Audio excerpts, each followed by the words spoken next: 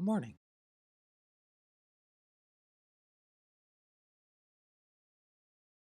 It's a very good morning. Oh, I left my water on the other side of the room. Hold on.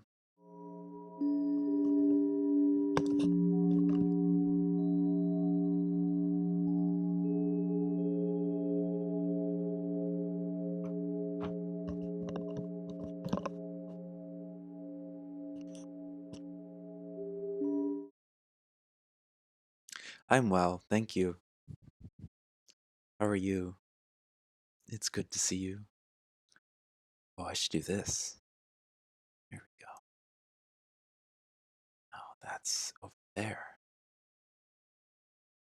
That's over there. Wait, that's better. I wait. It doesn't matter. It doesn't matter. I can look at this way. It's fine. I'm pretty goopy. I'm good. Um, I feel good. I finished working a big thing this weekend. You're hanging in there? Yeah. Yeah. I'm pretty strong. I learned that some of the people I worked with had illness, so I'm gonna test today after this stream and make sure I'm all good to go.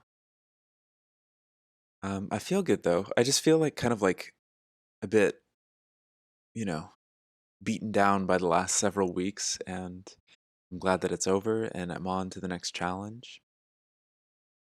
Um, yeah, thank you for the GGs. It was a lot. It was well, it all really culminated in one big day that I was needed. I was sort of needed for 2 days, like 3 days, but just the middle day was like the big thing because the normal, it was like ministerial graduation, and the regular tech director, he was one of the students. So we wanted to make sure that he didn't have to like worry about a bunch of tech stuff.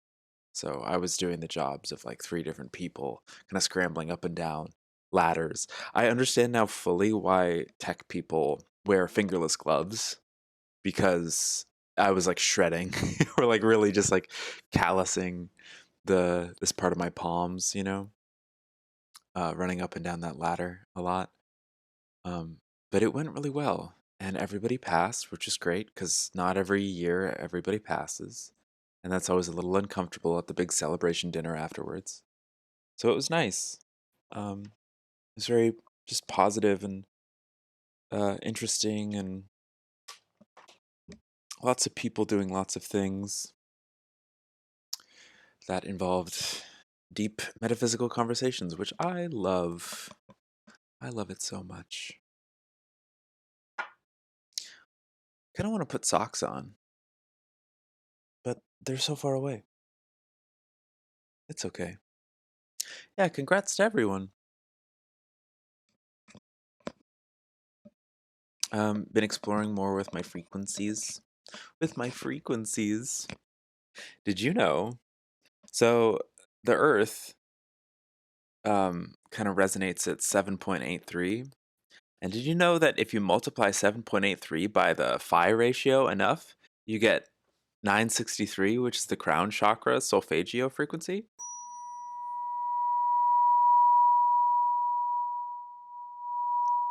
Did you know that? I didn't know that. It's pretty cool. Pretty cool. That's how I've been having fun with math lately. Like doing math and then being like, oh, that's a factor of this. How interesting. How neat. How cool. Mostly focusing on the phi ratio, 1.618. Like that's the stuff. Because also, if you divide 333,000 hertz, which is apparently the threshold between physicality and non physicality, if you divide that enough by 1.618, you get the heart and the root, which is cool. So the root is this 396.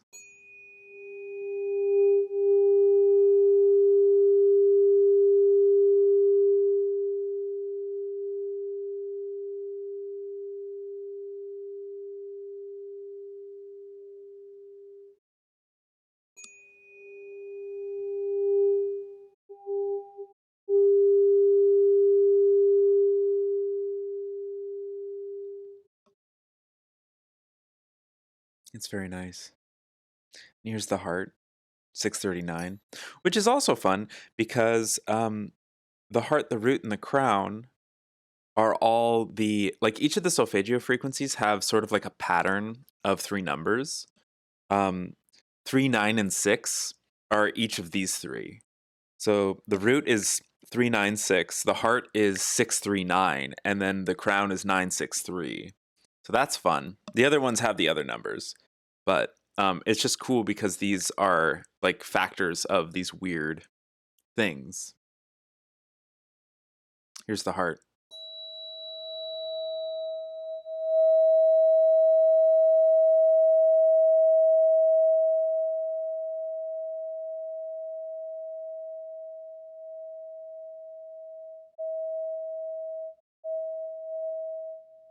It's interesting to watch the volume bar and see like what position it hits the mic.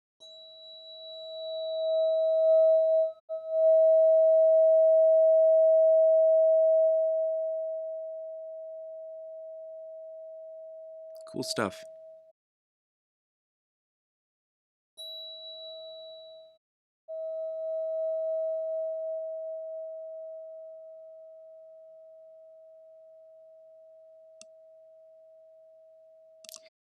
And it's nice, it kind of covers all the bases. Heart, root, crown. It's the beginning, end, and middle of the 7 chakras system. That's cool. It's just cool to like find these little things.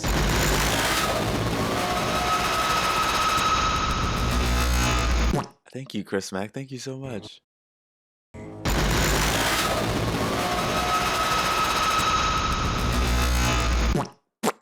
Thank you so much, Chris. Thank you so much, Chris Mack. Thank you. Thank you for your like ceaseless generosity and your big heart. You're a wonderful human being. Thank you so much. Well, if it isn't my favorite pander with the wild bone structure. Thank you.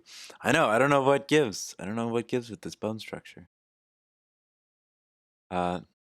Sometimes Jesus, thank you. Sometimes people get mad at me. Well, not mad at me. I think Fucking shit, you guys. Big Five having a huge inventory blowout. They're slashing their Prices for every department. 70% off all stuff stacks. Those are men's casual shoes. That's the lowest price of the year. You could save $94 on this trampoline and has safety enclosure. 12 feet. You want boxing gloves? We got 'em. You want fucking Knives. We've got 'em. And a gun. I've never seen savings like this. Oh my god, it opens. These camo cargo pants have 6 pockets. Sneaky swoosh breast cancer headbands. Do you need a chair with its own awning? Or a crossbow? Sweet merciful Lord, you can get an NBA replica basketball for $25. I must have died and gone to fucking heaven if all bicycles are 10% to 30% off. This is great. What I'm really in the market for is some shoes. Oh my. Thank you so much, Chris Mack. Thank you. Pander and Sarah. I like that. That's really cool. What are your pronouns? Pander and Sarah. I like that a lot. I like that a lot. I'm usually pretty I'm very, very like lax. Like my most preferred pronouns are she, her, and I use they, them. And it's taken me years to sort of become like honest about that and sort of like parse it out. But I'm very, very lax. I'm very fluid. And over the course of my life, it's like I also invite masculine energy. I invite like because I grew up with masculine pronouns, there's baggage there. So it's like this sort of like relationship that I'm navigating as I grow up. And currently I'm in my early 30s, so that's like a time period and stuff. But at some point, there's probably going to come a point where I don't care which English pronouns are used with me. It really just depends. And it's sort of like whatever the person perceiving me sees. But most preferred, I would say, is she, her. Like that's always kind of been the most preferred. And they, them is just sort of like a, some days I'm feeling they, them more than she, her. You know what I mean? What up, Flogic? It's good to see you. But I really like that idea, Chris. Pander Sarah. I like that a lot. But the only reason I gave that little spiel just now is because in it comes up sometimes in like queer therapy group and stuff. Or my actual name, like your Pander Sarah, it fits into so good. You cannot see me as anything but Pander Sarah as I embody it. That's really beautiful. Well, thank you. That's pretty cool. Um, yeah, like it depends on, you know, every time I leave the house, it's a different energy. Every time I, you know, um, like for instance, that bit alert, that was done like 10 years ago when I was hopped up on coffee and I was home alone so I could scream. And I had like there's a YouTube video that accompanies it where it was like an Instagram story or Snapchat story. And I was like, oh, this is like kind of a funny video. Um, anyway, I love to over explain jokes. Yeah. Not see you as anything but Pander Sarah. Well, you can call me Pander Sarah, Chris. That's perfectly fine. Congratulations, Flogic. I really want to go to Shasta. Yeah, actually, I just got an email yesterday about an event that's happening in Sedona in January, early January.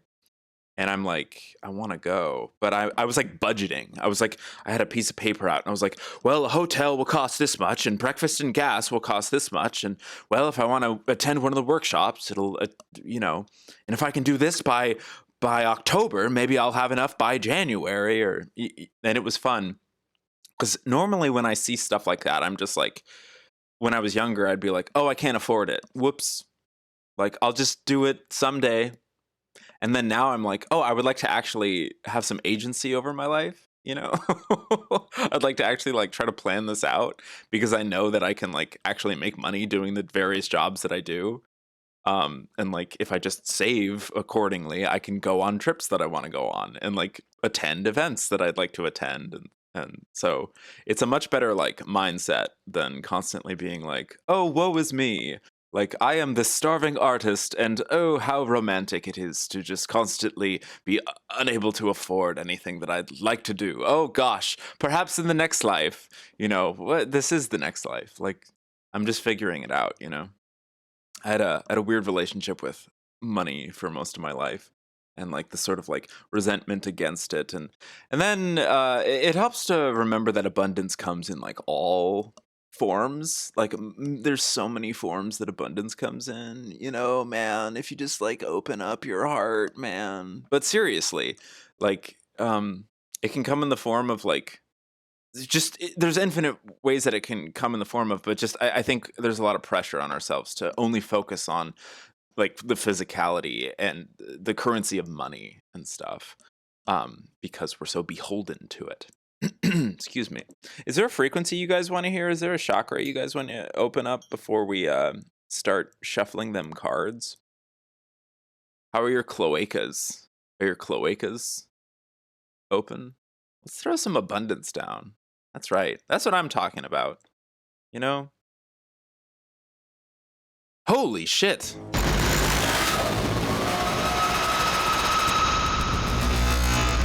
Wait. Oh my god. Thank you so much, Chris Mack. Also, I thought I had a bid alert for things that were that expensive. I don't know if I... Thank you so much. Thank you, Chris Mack. Thank you. Oh my god. Oh my god. Abundance! Yay, abundance! Thank you, Chris Mack. I think that's the most anyone's ever cheered ever in here. I think. Thank you so much. At least, well, that kind of opens up a dark memory. There was someone who was like trying to like jumped my bones like 3 years ago, and I don't know what her deal was, but thank you so much, Chris Mack. Let's not focus on her. Let's focus on this right now. You can't spell a button. Oh my god. Oh my god. Chris Mack. Holy shit. Thank you so much. Whoa, holy macaroni. Thank you. Thank you. Can't spell abundance without Chris Mack, I tell you what. Oh, Chris! Wait, I actually wanted to wear this. Wait, stay right there, Chris. Chris.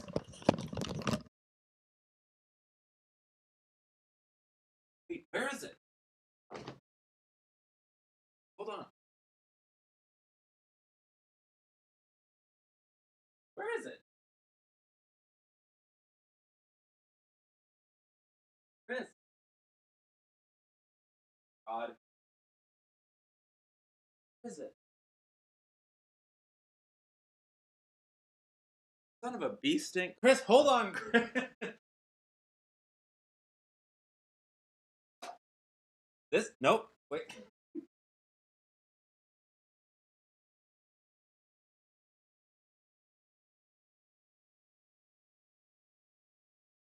This?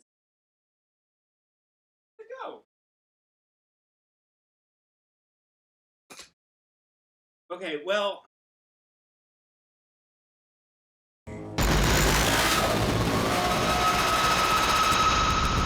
Chris, Chris, thank you. Chris, thank you so much. Chris, what I'm looking for, oh, no. Where is it? Chris, I have a shirt from your foundation. It came in the mail. It might be in my laundry. Hold on. God.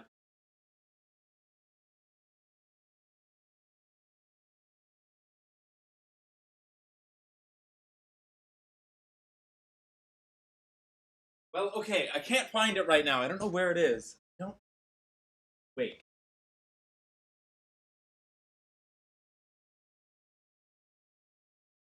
Okay, it doesn't matter.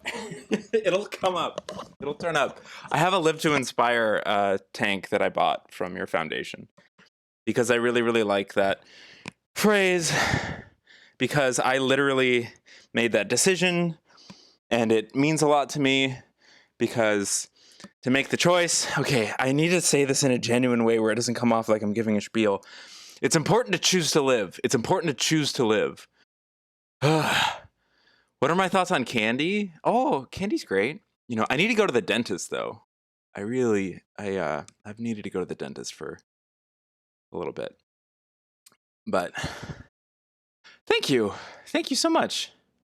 That's very sweet of you. Thank you. Thank you for all these bits, Chris. Jesus Christ, that's like incredibly generous. You're incredibly generous. Thank you so much for well, Vince says it best. You like your desire to be a dream maker. That's right, Lord Floss. You could send me weird. Oh shit. Let me know if you can still hear me. Can you still hear me? Hello? Hello? Hello? Hello? Did we enter an ad? My God, who needs ads? Who needs ads?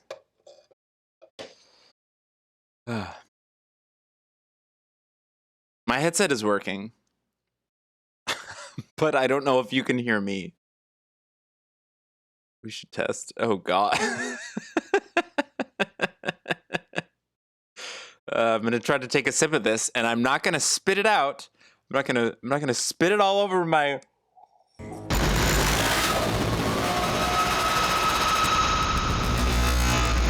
Thank you. Thank you, Chris. Thank you.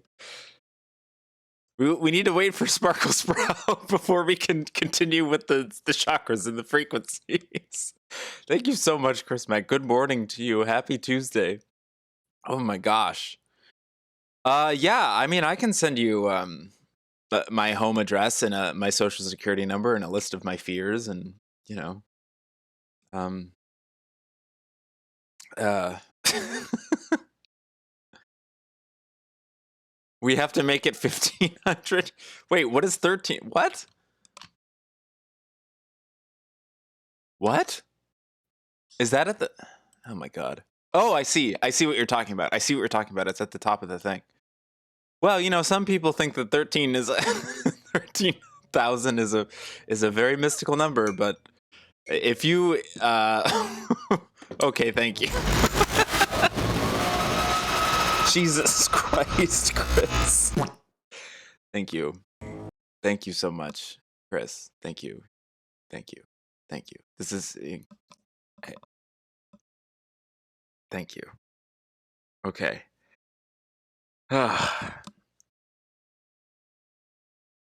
Chakras aren't cheap. That's right. Here. Oh, sacral? Sparkle Sprout? Well, we need to wait for 30 seconds. But let's give Chris Max some heart chakra right here because of how much heart.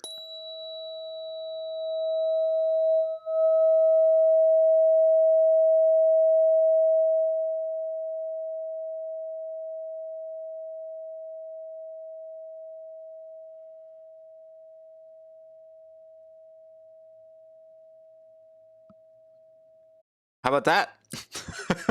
Did you feel that one?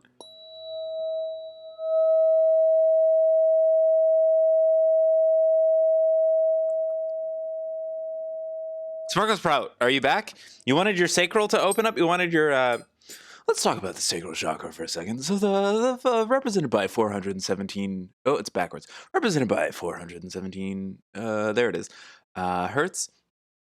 That would be the second in the series of 7. That's your loins. That's your creative, your bits. Your just above the root and below the solar plexus. That's right in there. That's your giblets. That's your... I think it's also your gut.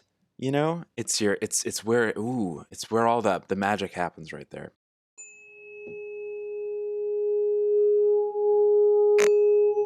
Oops.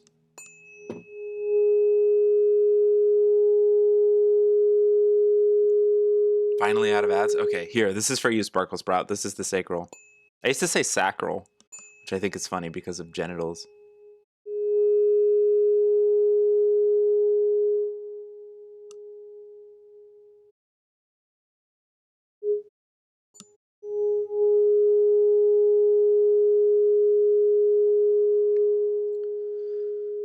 Oh my god.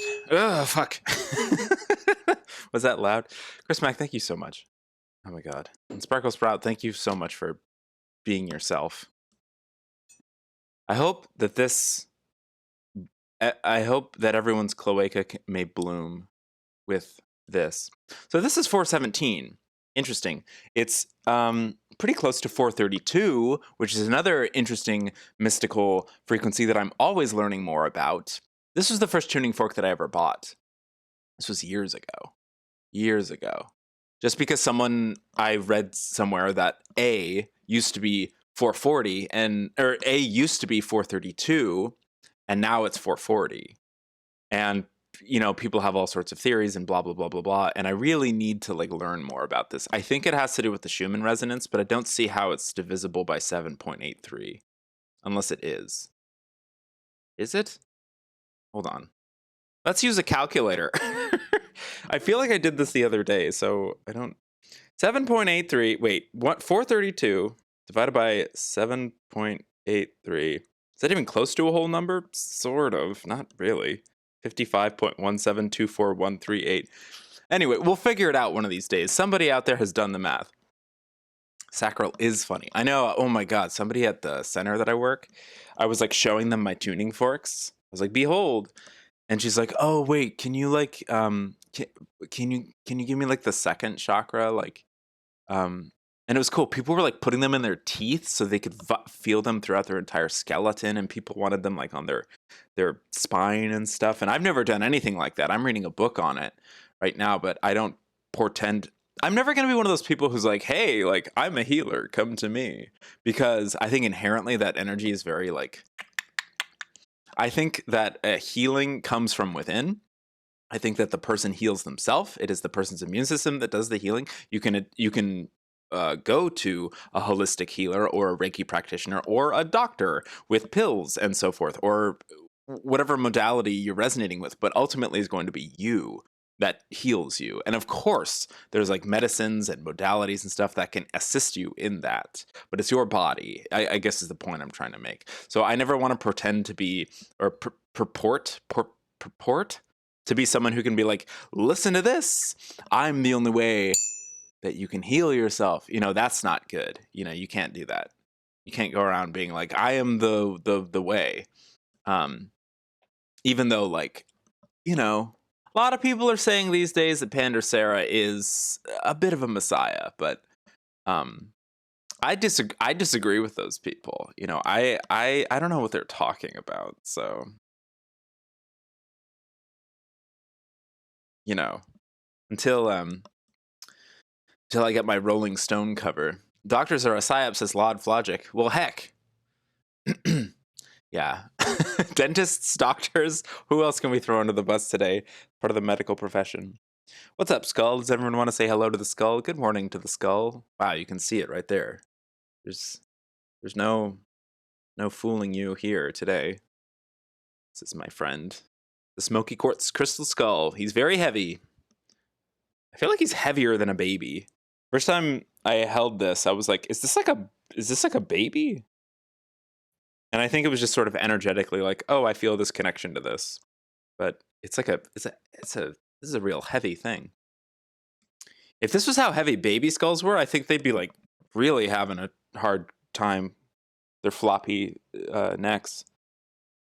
Look at how long this one is. This is a very long one. This is 174. Fucking chiropractors. Yeah, a lot of people really dislike chiropractors. I don't know enough to have a position.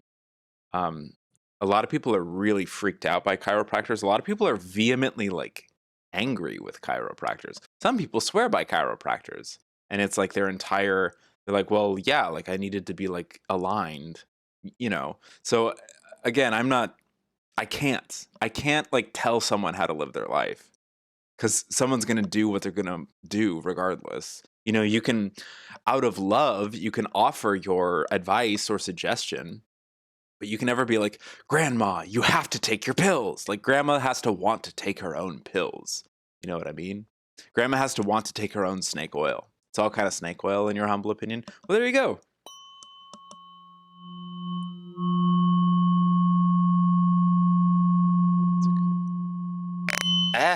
Sorry.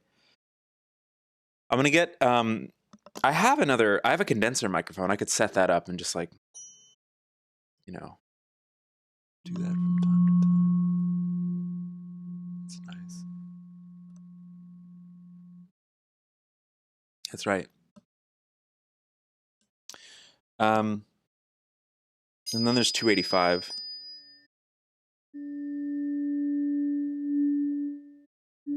$174 and 285 are the two solfeggio frequencies that are below the root chakra.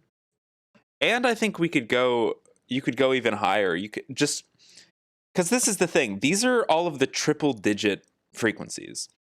Using 174, and then there's 285. So you can do like 741, 417, which was the sacral. And then there's 3, 9, and 6. There's 3 pairs of triplets. Are we following? So yeah, 174 is like the first pair, just like those 3 numbers. That you got, oh, wait, I have it on a screen. I don't need to be, okay. 174, and then we have, where is it? Yeah, here we go.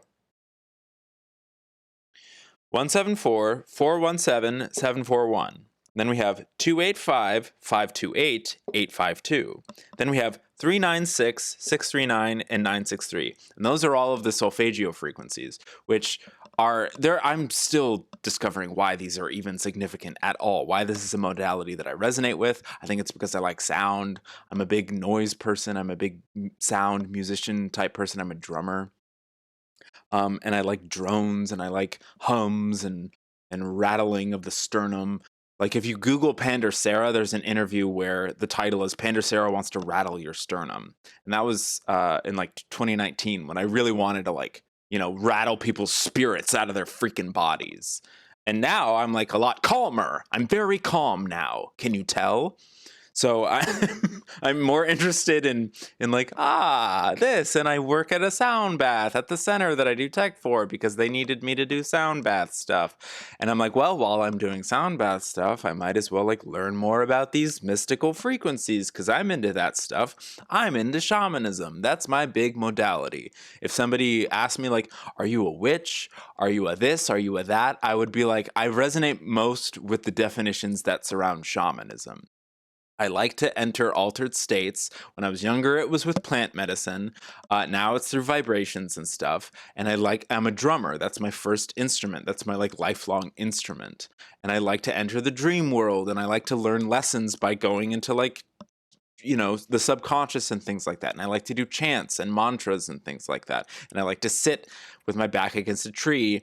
And I love Sasquatch. And I love star people. And I love elementals and fairies and all of this. All of this to me, and communing with nature and personifying nature. I love animism. I resonate a lot with some of the values of Shintoism, which I've been told. I believe everything has a consciousness, Anyway. Hello, sailor, a little sternum rattling. Yeah, that's right. Yeah, I used to rattle a heck of a lot of sternums back before I started going on this deep dive in my 20s where I just stopped boning people all the time. Now I want to exercise their bones in a different way, you see. But I will, that's Sib Tan's advice. I should start looking for a dating partner in the grocery store. Yes, I would love a cryptozoology degree. I feel like I would pass the courses very quickly. I'm very interested in that. I'm actually starting to be invited on more and more things to talk about my perspectives on things, which is really nice. That's like what I always wanted. When I was a little kid, there was this like 8th grade, like, memorize a 12-minute speech based on your dream career. And my dream career, even though I was really good at acting and drumming and stuff when I was in middle school, my dream career was to be a paranormal investigator. And for me, the stuff that I'm honestly pursuing now in my early 30s encompasses all of those things. I'm training to be a metaphysical minister at the center that I work at. I'm learning how to do sound, I learned how to do sound engineering like 10, 15 years ago so that I could make music and work with vibrations. And I'm a very good actor, so I can channel like really well. I can like slip in and out of identities, energies, personalities. It has to do with my transness. It has to do with my connection to death, the suicide of my best friend when I was 19. That was at a very pivotal moment. All of it's kind of coming together for me, which is really, really nice. And that's something that I just wish for everyone. But my therapist says I also need to absorb my own victories before I start wishing them upon other people. Because I have a tendency to try to teach people instead of absorbing, like, oh, isn't it nice that your life is going well? I tend to be like, oh, I'm afraid that my life is going well. I need to log on to Twitch and start teaching other people how their lives can go well. I think that's a big thing with a lot of teachers and that identity of healers that we were talking about earlier. It's like, have you healed yourself? Are you focusing on yourself? Or are you just going around being like, I can heal other people? No, no, no. Like, go in here, focus on yourself. Here's a fun t-shirt from Phenomenicon 3, which is the Newkirks. They did a online paranormal convention thing over Zoom during COVID. And the 3rd year, I bought a shirt because it was fun. I like the Newkirks. They're cool. Sybil loves the Newkirks. Sybil's going to get the Newkirks on our show someday. Oh, mark my words. If she got John freaking Tenney, she got Panda freaking Sarah on her show. That's right. We're all in the same league. Good luck. Have fun absorbing. Thank you. Thank you so much. And as unto you, and such as it is, so be to thine own self. Be true. Yeah, that's right, Lord Flogic. Did you know that Sybil had Lord Flogic on her show the other day? And Lord Flogic taught her how to dance? What is the name of that type of dance? I want to say river dance, but I feel like I'm being incorrect. Is that what it is? Is it river dancing? It was dope. Now she has an alert where you dance across the screen like this, and there's a little like song that plays. It's adorable. It's a jig or some shit. Well, the jig is up, Flogic. Now we know that you're an incredible dancer. I don't know why I keep waving this baton around. Anywho, I have these lined up with these stones because these kind of the colors correspond with different chakras. I also have a flag back there that I was gifted by someone before I even followed chakra stuff. You know, it's cool. You can take it or leave it, just like tarot, astrology, whatever. You can take it or leave it. You know how I know I've grown? You know how I know I've grown, fans, chat fans? Is that on Sunday, Sybil was doing that Sasquatch video, and I was able to be quiet. I didn't have to jut in with my opinions about every single clip that played, even though I have a relationship with most of the clips that were in that video. I was just like, you know what? And that was like a big moment for me. That was a big moment for me. I used to need to comment anytime somebody even mentioned like cryptids or anything and just be like, oh, I have to tell you what my beliefs are. I have to tell you what my experiences are. You have to see the world the same way as me. No, no, no. I have so much to learn from others. My God. You were mortified, but you're glad she made you do it. Never tell her that. Were you guys sipping a little of the happy juice? Were you throwing back a couple of yeehaw sippers? That's what we call them in America. When you throw back a couple of yeehaw sippers, that's what doing a shot is called in America. It's a real thing. You can look it up. it's not a real thing. All right, let's get to these cards. Are we 40 minutes in? Let's go. This is very healing for me. Thank you all for being here. Chris Mack, thank you for your insane generosity. Thank you so much. And thank you all for your insane generosity by showing support and love and just being kind in the chat. It's nice to be kind to people. Look at this. Where's the camera? Look at that. Isn't that cool? The black tourmaline just jutting across the milky, creamy white milky cream. It's so interesting. Looks like a glitch.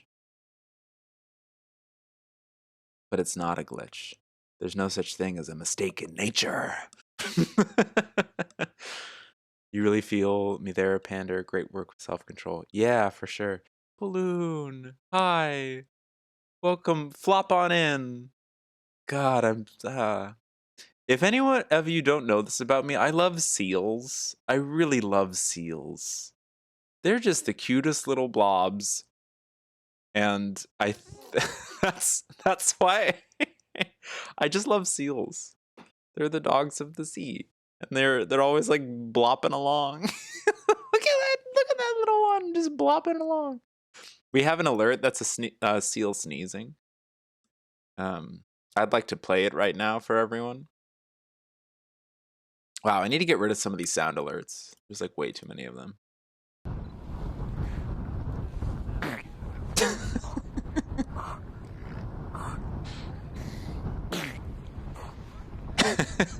It just makes me laugh. It's cute. Seals are so freaking cute. Yeah. I have a lot of love for seals. I love them very much. All my stuffed animals as a kid were seals. Frogs. Seals and frogs. And I had a walrus. You guys, did you know that one time a walrus sneezed on me? When I was young, at a friend's birthday, he was family friends with a woman who worked behind the scenes at SeaWorld, and we got to pet some of the animals like in their like off-duty areas, and they had a big walrus named Oberon, named after the king of the fairies in Midsummer Night's Dream. Wow, this is actually like really intense now that I'm like putting all the pieces together. And he had a head cold. And there's a photograph of me. I don't know if it's saved on my computer, but there is a photograph of me like nervously like reaching forward to pet his whiskers. And like right as I do so, he sneezed all over my shirt. And I was covered in walrus snot. Isn't that cool? I think that's a cool story. He blessed me. That's what people say when I tell them that story, Balloon. Yeah. I didn't understand that until I was much older. I was like, it's just a fucking walrus sneezed on me. But yeah, I also got to hug a penguin. There's a photograph of me and my friend, who's actually a Twitch streamer. Um, but we were like 10 years old or something, and we have like our arms around like penguins, and we're like wearing these like little like jackets that they give kids who they give like behind the scenes tours to. It's really cute. Yeah, and then I got older and I had like a different relationship with animals in captivity and zoos and SeaWorld and stuff. That's kind of the whole journey of life. Learning different things about different things and like being like, oh, this I can learn from this and I can learn from that. Now I have this more complex understanding of the magic of a place like SeaWorld. You know, I can have very positive memories and also like have this complex understanding or understanding of its complexities, I should say. Um, to the point where I'm not like, you know, I don't know, balance, I guess. I've been thinking a lot about balance and how being a Libra. In fact, the book that I'm reading right now about tuning forks and like using that as a modality, she did the paragraph that I read last night. She's like, maybe it's because I'm a Libra and that's why I need to dedicate my life to bridging science and spirituality. And I'm like, holy shit, that's relatable. Whoa. You recently went to the aquarium, and I was so happy to see all the animals at first, but felt so icky seeing them cooped up. Yeah, that's the paradox. Like, it can help educate and expose kids and the curious to this whole other aspect of our planet that's so important to be aware of. But you're doing so in a very contained, controlled environment. And it's like, well, these are the ones who are doing that, like, kind of burden of living out their days in captivity so that people can be like made aware of this like grander thing. And like, what if there was a way, there are so many ways to like remedy that moving forward in terms of like restructuring education so that you can visit natural spaces in, depending on what biome you live in or something across the planet. Um, we're figuring it out, I guess. That's been like kind of my habitual response a lot lately. Cuz a lot of the people I work with are like retired and older, and in an effort to sort of relate to me, they'll start like doom talking and being like, "Yeah, like so sorry we left the world in such a state of shambles for you," and like, "Oh my god, if only we could fix this problem and that problem."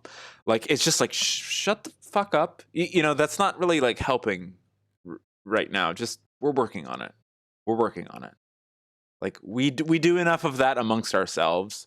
We don't need you to sort of performatively be guilty for our generation, etc. Because we're trying to work on it right now, and there's already a younger generation coming in under us. Like, I'm in my early 30s, so I'm not that. I'm just here now. I'm just a person on the planet, not like representative of. It's all about perspective. Usually with the people that I work with, I'm the youngest person in the room.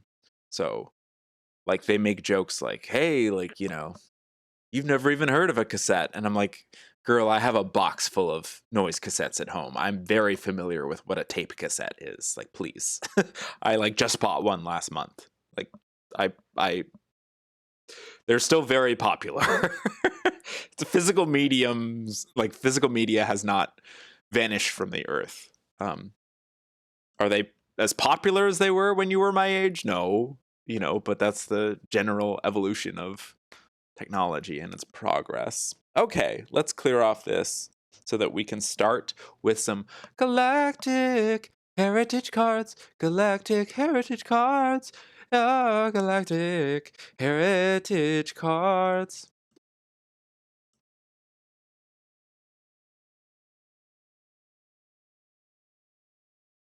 I love you. Oh, galactic, oh, heritage cards, galactic, galactic, galactic heritage cards. Um, okay, you go over here. You guys, I might just like swoop y'all up. I don't need to put y'all in your pockets. Oh, galactic, galactic, galactic heritage cards.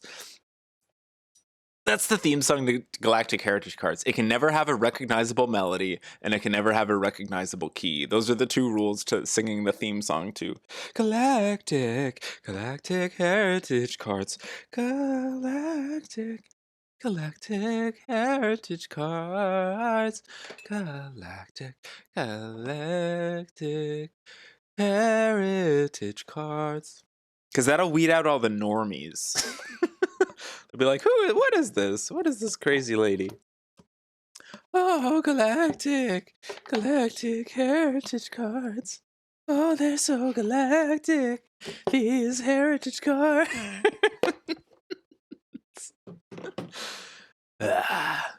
Thank you for being here.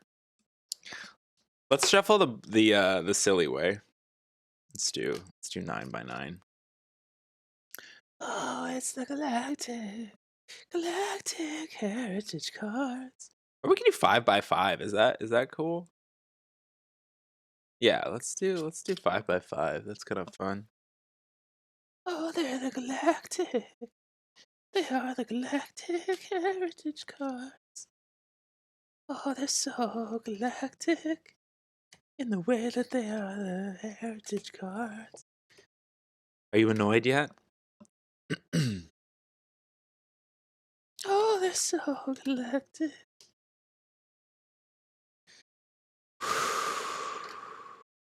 Ooh, interesting.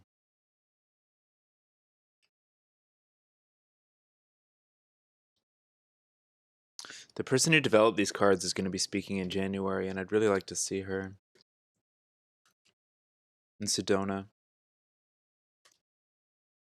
It's like an 8.5 hour drive from where I live to Sedona. That'd be like 2 tanks of gas, probably. Depends. I'd have to stop for gas there and back, that's for darn sure. Then hotels in the area. Hopefully, be realistically probably end up being like for the nights that I want to stay, maybe around like $250. And the day passes are $333. You know how they do with the angel numbers. And then the workshops, you get a discount if you buy the day pass, but it's workshops. I don't know. We'll see what happens. See what happens. I'm kind of going by synchronicity. Oh, why am I just doing the halves here?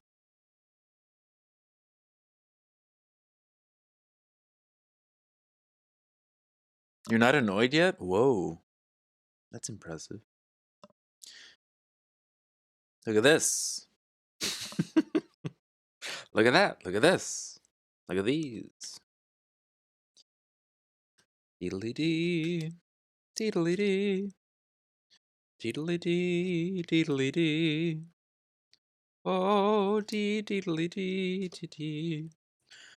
Pender Sarah. Oh, my name was in the New York Times crossword yesterday. Isn't that fun? My first name and my last name as 2 separate answers. Isn't that interesting? Isn't that something? I thought it was cool. A friend of mine sent me a weird message about it, though, which I didn't really know how to interpret. Hope that they clarify. But then again, I don't need clarification. I'm learning to just sort of trust, like, my own way with, like, living my life, you know? Where I don't, like, constantly require the validation of others or constantly need to ask somebody, "What did you mean by that?" What did you mean something by that? What did you mean by that? What does that mean? What did you mean by that? I'll just take like what I thought you meant and then I'll just like live my life, you know.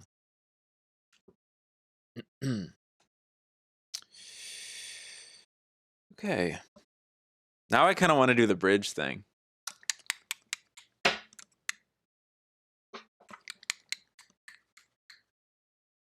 First and last. Yeah. Swan Draper. Swan was one and Draper was one. Of course, fans of the lore know that my birth name is Sean, which I have no ill will towards. I love the name Sean.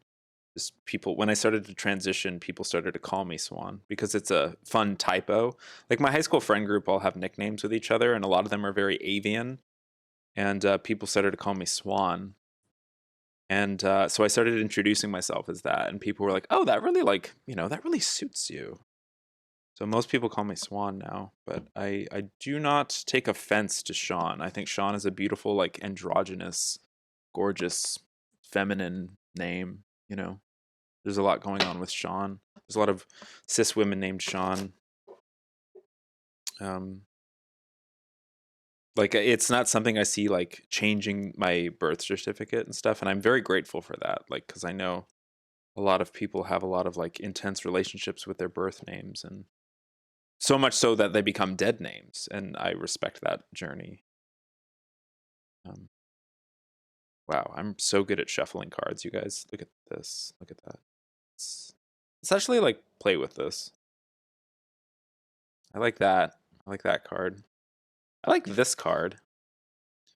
Should we start with 2? No, let's do 3. You. You seem to want to come out. You. Let's do these 3. Oh, trying to like rein them back in.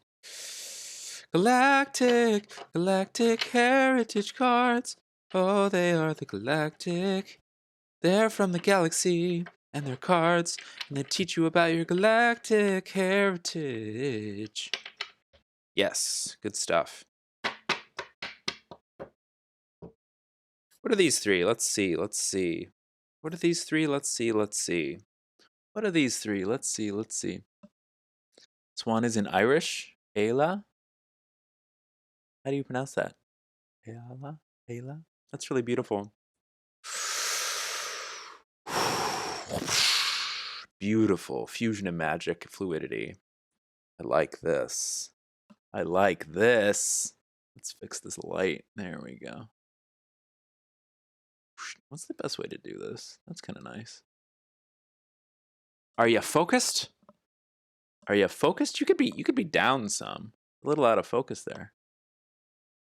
Fusion and magic. That's a present Orion. Beautiful. So that's that alchemy. That's that balancing. Fusion, magic. Stepping outside of the paradigm in order to find peace. Understanding the balance of the polarities.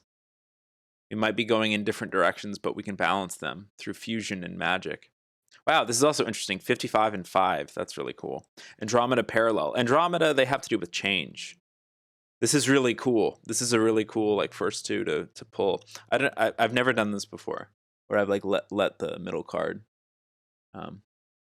Ayla. That's beautiful. That's really beautiful, Flogic. Thank you for sharing that. That's beautiful in that way that sort of like turns me on spiritually, Fluidity, fusion and magic. 555. Present parallel. Andromeda, they're non-physical civilization of change. So fluidity is a big part of change. This seems to these are incredibly complementary cards. I feel like I don't really need to like belabor that. Let's see what the middle one is. Protectiveness, interesting. Lyra present. I'd like to read the book on this one. Protectiveness. I wonder if that's holding on to something. I wonder if that's like a conservative attachment type. Wow. This is very interesting. This is I like the way that this was drawn too because it's like a sort of it's like a crystal, it's like an ore. It's like a stone in the center of this goo on the outside. We have this protectiveness in the center. It's like holding on to something. Something very dear, like a core value. The crystallized physical, the body. And all around us is change. All around us is fluid Fusion and magic. Very cool. I want to read the protectiveness. Very interesting. 16. Can you even see that? God. It could be much closer. It could be much closer. Wish I had like a zoom. That's okay. You can sort of read that. Galactic. 16. A strong trait of the Lyran civilization is protectiveness. They were often like lions protecting their cubs when it came to protecting their offspring and even their territory. Thus, this trait can be helpful or obsessive. Sometimes a protective nature can harm those who we are protecting because it does not allow them to grow and make their own decisions. This karmic pattern of protectiveness is one that you have experienced in many lives. Sometimes you are the protector, and other times you are the one who is protected, who is not allowed to grow. By looking at this issue now, the pattern can be released. Wow. Sometimes these inner strengths require protectiveness in a world of chaos and confusion. Thus, protectiveness can be selfless or selfish. Once again, asking us to look at the polarity within us. Are we being protective of ourselves? Are we being protective of others? And what are the reasons for that? In an ever changing world all around us, which is us, we might feel desperate to hold on to what we're familiar with and protect it, keep it safe. But it's always safe. Sometimes holding on too tightly can create a polarity. Sometimes holding on too tightly can lead to something that creates like a negative outcome. In a desperate attempt to keep something positive, something else might be transforming into a negative. This is very interesting. I'm going to read Fusion and Magic.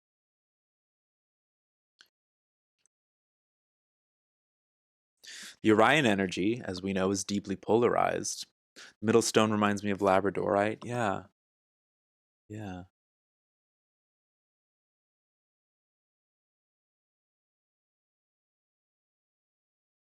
It's very cool.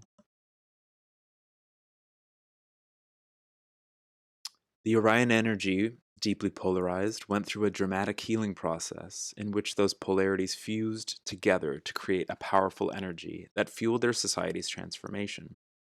Whenever two forces collide within us, it creates a process of fusion that releases an intense energy for manifestation. This is the basis for what we call magic. The fusion of two opposite energies that are harnessed and directed in a desired way. I love that.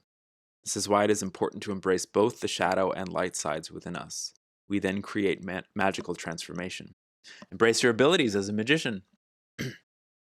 How's that for some balance? How's that for some like kind of Libra energy, what we were talking about earlier? And it doesn't have to just be Libra. It's just that awareness of balance. I really like this. This card refers to the end of the Orion history in which polarity conflicts were beginning to heal. There were a lot of miracles and transformations. Imagine taking two very powerful magnets and making them repel each other. As you move the magnets closer together despite their resistance to each other, energy coalesces in between the magnets and becomes more pressurized. If the force that brings the magnets together surpasses the resistance, the energy creates the energy created initializes a type of fusion that collapses resistance, reverses poles, and creates rapid integration, which is what happened in Orion. That slingshot idea where things just feel darker and darker and less hopeful.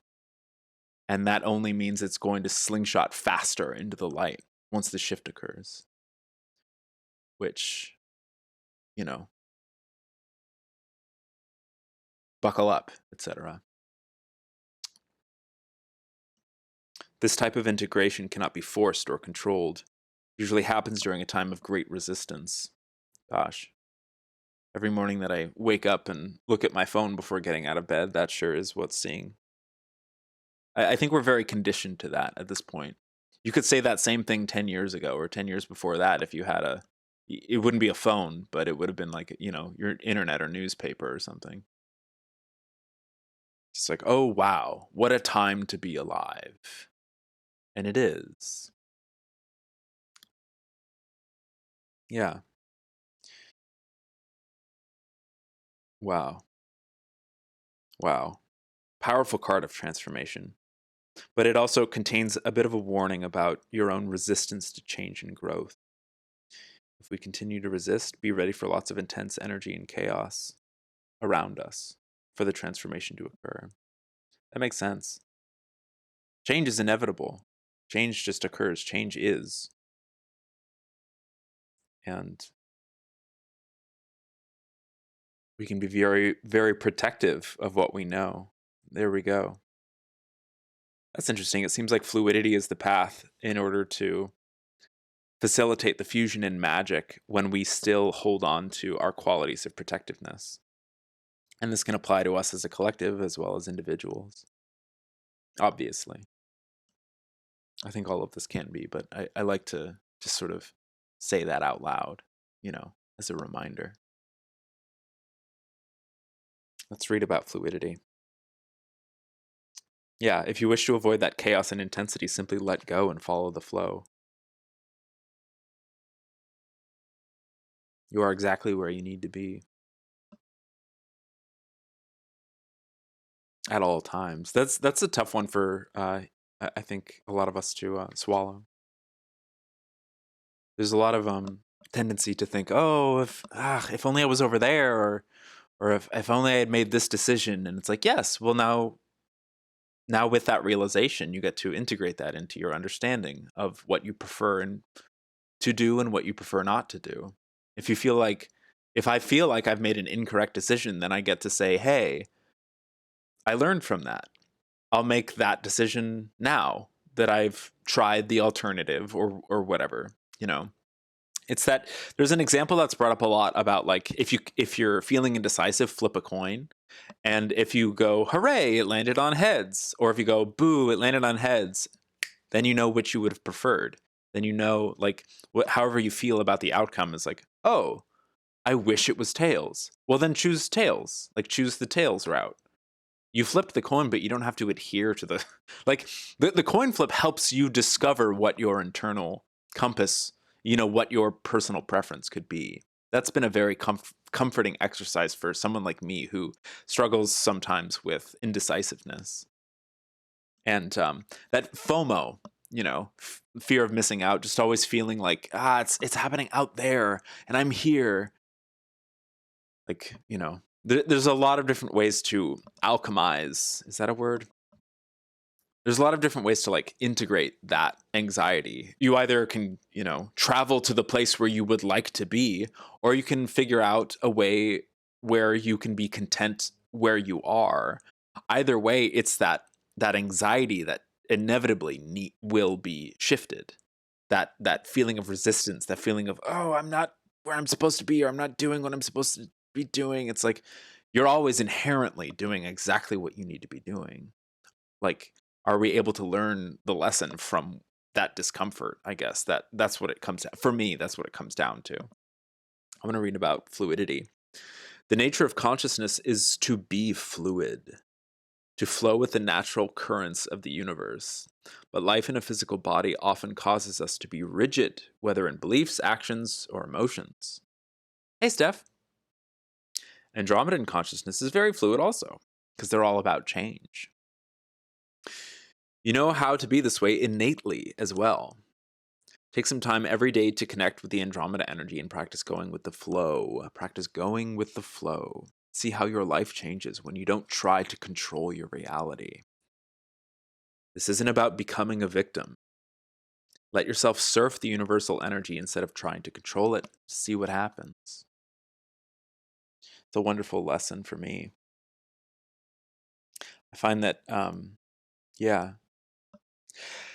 the fusion in magic can lead to a lot of rigidity because we're so protective of what we believe our lives should be like, what I believe my reality should be, what I believe I should be doing. Should. I'm making mistakes because I should be doing this. Well, what if we could let go of the very idea that there is a should and that there is a mistake and it just is and it's happening, and we can be fluid with it. If it is our excitement and passion to do something about it, well, then do the thing that you want to do about it. And if you find that you don't prefer to do that thing, do something else. Like learn from that mistake. Sometimes the world just is. Sometimes the world just is. The world just always is. But maybe we woke up and we're particularly hungry, or we're fixated on a particular thing. So we get very protective. Yeah. Yeah. This is a really cool first 3 cards to draw. I'm gonna draw 3 more. I like this a lot. Take a sip of my coffee. Lesson was heavy on your mind these past couple of days. You appreciate hearing this. I'm so glad. I love when it can resonate with people. That's what's up.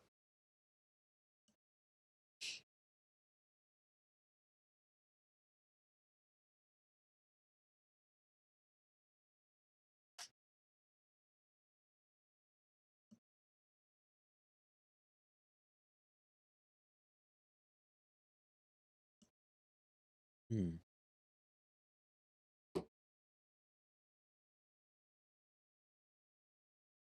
I also might do some like individual things after this without like extra charge or anything. I just want to practice doing that in case anyone has like a specific thing that they're going through, or something they'd like to focus on. And we could do a 2-card reading where it's the initial card is like an addressing of what's going on, and then the next card is a possible like step in a possible direction. If anyone's feeling like stuck or lost or confused on a particular thing. Okay. Roo roo roo. But again, it's important that I stress like cartomancy is it's not about telling you your future. It's about like helping you validate your own agency over your life, I think. Let's do this again, because this was actually, let's do the middle one first. Unconditional love. I love this card. Arcturus is all about that unconditional love. That angelic energy. Like Andromeda, they exist within the parallel, but instead of, and the theme of Andromeda is change, and the theme of Arcturus is love, unconditional love, which is the building block of all that exists, all that is. Everything is inherently of love, made of love, by and for love.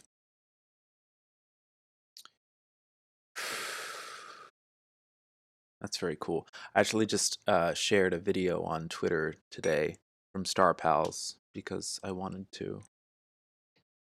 It's just 10 seconds long. Good morning, Yonkler.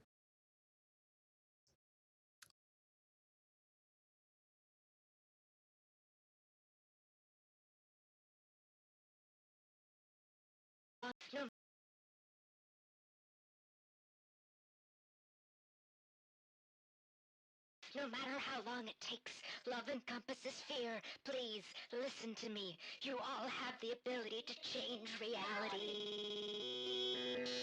No matter how long it takes, love encompasses fear. Please, listen to me. You all have the ability to change reality.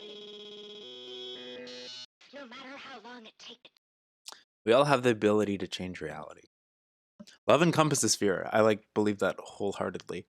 I think it's. I rewatched Donnie Darko recently, and I really loved that scene where he challenges the teacher on the dichotomy of love versus fear. Because, well, first of all, his perspective in that scene is like nothing is that simple. You can't just lump things into 2 categories. But like, why can't we lump things into 2 categories? I think is my next step, and a big thing for me is my belief that love encompasses everything. Like, things are done out of fear because of love. Like, if you want to get be a lawyer about it, you could dissect it down and down and down and down and down if you wanted to. And I just kind of want to leave that open.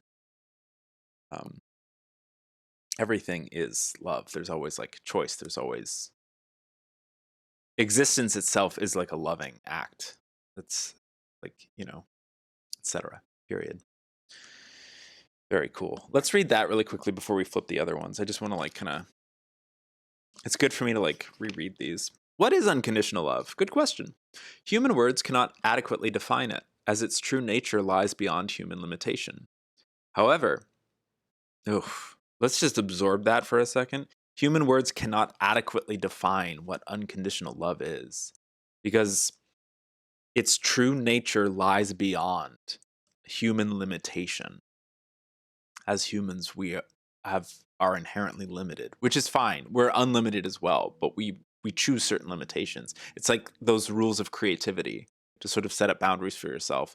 And when I say that, I'm talking about the fact that like we're in physical bodies. We experience time in a linear manner. There are these certain guidelines, so to speak, that we have decided to agree upon collectively in order to participate in this reality, this game, this simulation, whatever you want to interpret it as.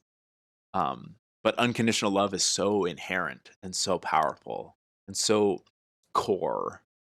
Like it is. It just is. There's no condition. That's like in English, I guess unconditional love. That's like it's very definition. It's just beyond any limitation. So it's very I think a lot of us can understand it in the theoretical or like intellectualize it. Oh, that's what unconditional love is, and we apply it to our lives in that way, like the unconditional love of a parent to their child, if that is an example that someone can give. But even that is laden with the baggage of the narrative of the parent and the child and the history of that dynamic, and so just existence, like just being, just is. It just is. I love that. I love how it reminds me of like what I love about drone music, or like just the austerity of like noise or zen, or like just um the rush of being inspired by an art piece or something that you really really enjoy. It just is. Ugh. Anyway, um imagine being seen by the universe for who you are, the darkness and the light, and being infinitely loved no matter what. No matter what. No shame, no guilt. All of that is transmuted just by the inherent love of the universe that you are worth. You're like, I'm worthy of unconditional, infinite love by the universe, just by the very nature that I exist. Isn't that a fun thought? I heard somebody say that recently. Like, oh my God. And so much resistance and blockage, for me at least, and I recognize it in others, when I'm like listening to someone try to help someone or someone going through a problem. So much of it stems from self-worth. Like who, and then the question arises like, who is it that taught us that we are not worthy of existence? Who is it that taught us what? And it doesn't even matter at the end of the day, because then you don't want to start blaming the person who taught you that you were limited or lacking in self-worth. It's like, okay, so how do I hear that and still like and integrate that and just be like, there's infinite ways to respond to that. You could be like, oh, that's something that person is going through, but also, hey, this authority figure, this parental figure, this, you know, like mom, dad, teacher, cop, sibling, when I was a child, said or did this to me or said this about me that crystallized a belief that does not serve me. And being able to lovingly recognize like, oh, I am worthy of love, I am worthy of existence, I am worthy of following my joy, my light, my passion. I just am. It just is. Like that's been a huge journey for myself, letting go of like this conditioned guilt, conditioned shame, conditioned oh, it's safe to limit myself. It's safe to try to be so self-aware that I catch someone else's criticism of me, in a sense manifesting that very criticism. It is. It's so simple, and I forget that constantly. It's so simple. Yeah.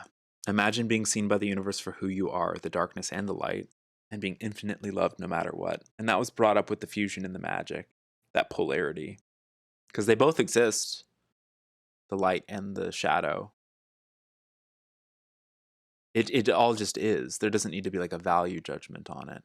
But I think, again, that's something that's conditioned in. And that's okay because we get to learn lessons from things that are conditioned. Hey, Ford, it's good to see you. You're back from doing a 12-hour shift. Wow.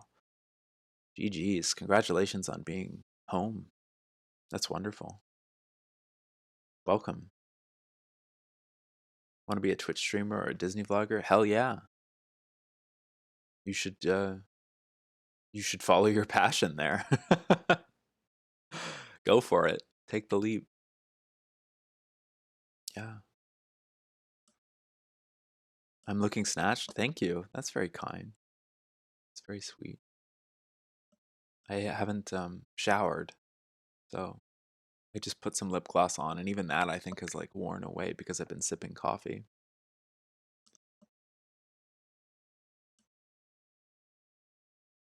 It's nice to feel snatched.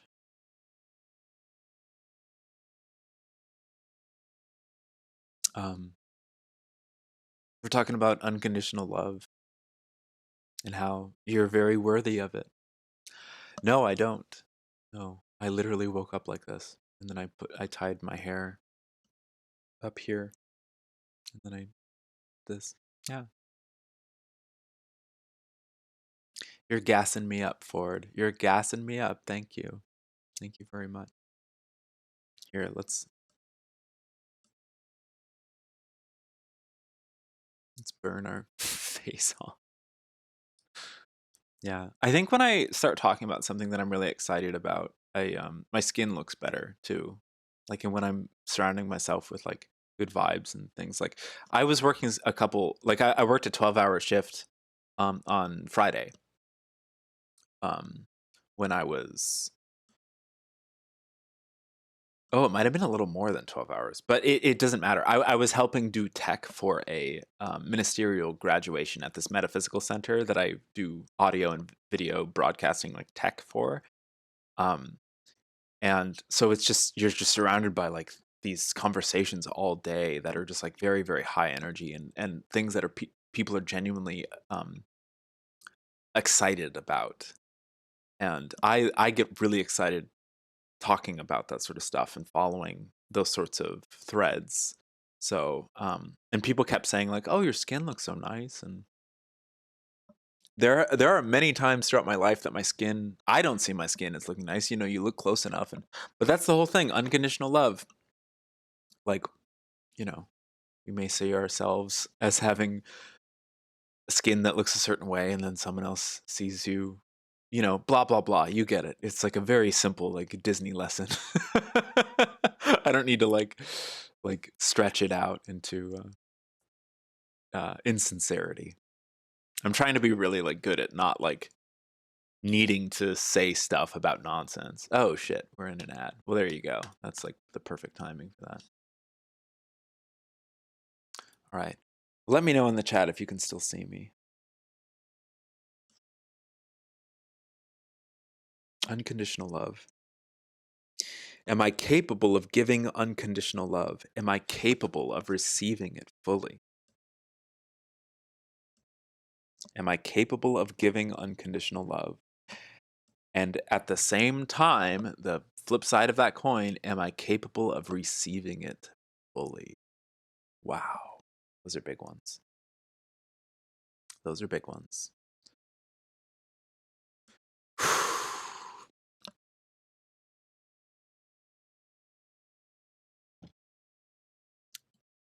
Hi, Dirk.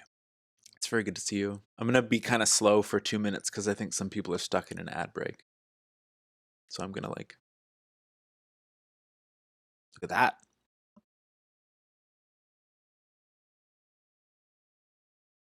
That's pretty cool.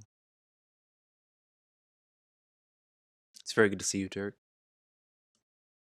Dirk, we spent the first 20 minutes or so talking about different frequencies. I have like 12 tuning forks. I have so many tuning forks. What stone is the skull balloon? It's a smoky quartz, which is cool because that's often dealing with a lot of like shadow work and things like that. A lot of people interpret that with paranormal stuff or spirit realm stuff, which I think is inherently like part of the work of shadow work, I guess, because a lot of people are afraid. People are afraid of ghosts. People are afraid of death. People are afraid of the dark, afraid of the unknown. And it's really just the other half of the coin. There's no need for fear to have anything to do with it. As a fidget device, that's cool. You have a C? Which C? Like a 440 C? What's up, Shake? It's good to see you. Yes, please try to show up on time. We arrive here promptly at 9 in the morning. Thank you very much. You're a 440 guy. Nice. That's cool. I used to be pretty, oh, 432, this and that and this, and I don't care. Whatever resonates with you, you know, as long as you have a positive vibe with the tuning that you use. I think that's really like what is important. Because if I was to sit here and try to start a war over 440 versus 432, I think that would kind of dismantle the energies that are so fun and exciting about music and sound. Uh, so it's all about preference. What modalities you resonate with, literally. Hey, the ad breaks over. Did anyone even get an ad? Did a single person get an ad? I bet some people who were in chat for a while and lurking got an ad. I'm trying to like vibe suss out like how that even works. So you block ads. You got an ad for tuning forks.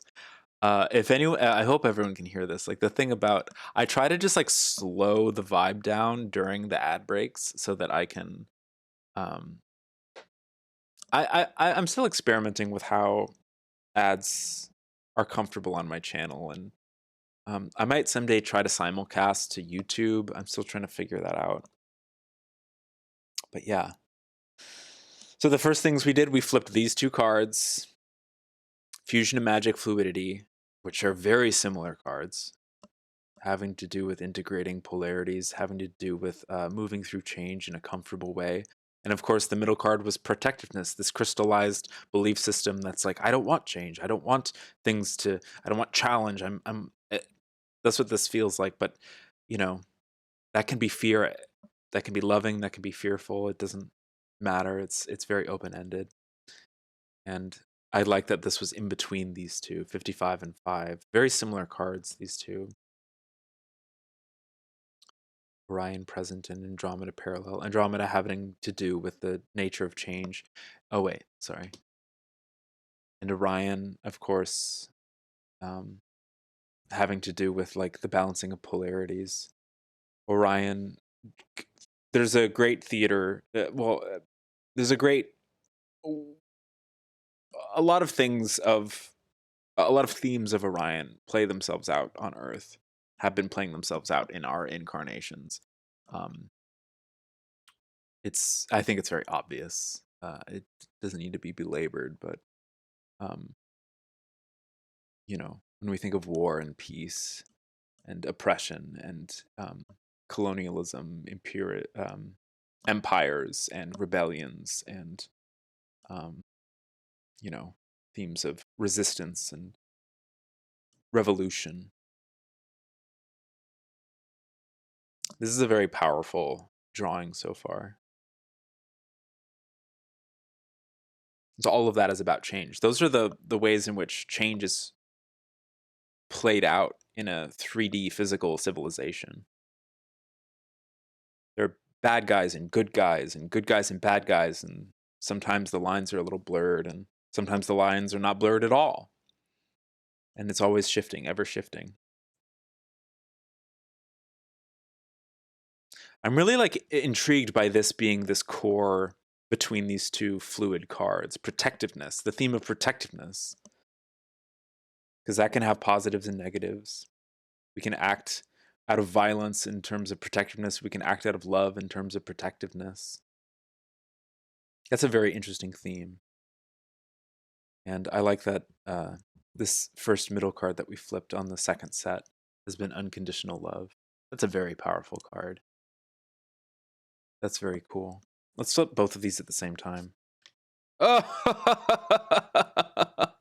okay, okay. This is an extremely powerful card. This is so powerful that even in the deck or in the book, it's like this is the most powerful freaking card in the deck. But they're all powerful. There's no hierarchy of power when it comes to these. But this is literally number one, beyond wisdom, and that can offer us so much support with this reading. Linear thinking. A theme of Zeta Reticuli from the past.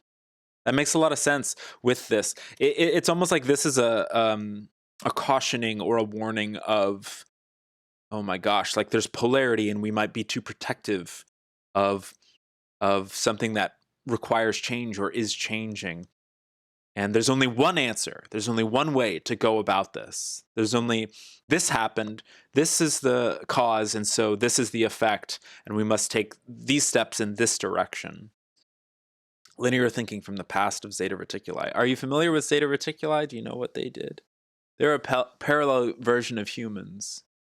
That's the sort of archetypal mascot of the Greys.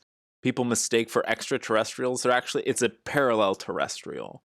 There are it's interesting because Zeta Reticuli it's fluid, and I don't have like all the answers with this, but for the time being, let's just focus on Zeta Reticuli. There are beings that are extraterrestrial that look like that, but there's also when it comes to abductions and the hybridization program, initially that was brought about by, let's just say there was a civilization that went down a path that caused great destruction for their planet. Pollution, nuclear war, all the big themes that overpopulation, scarcity of resources, the development of technology surpassing the development of consciousness and connection with nature.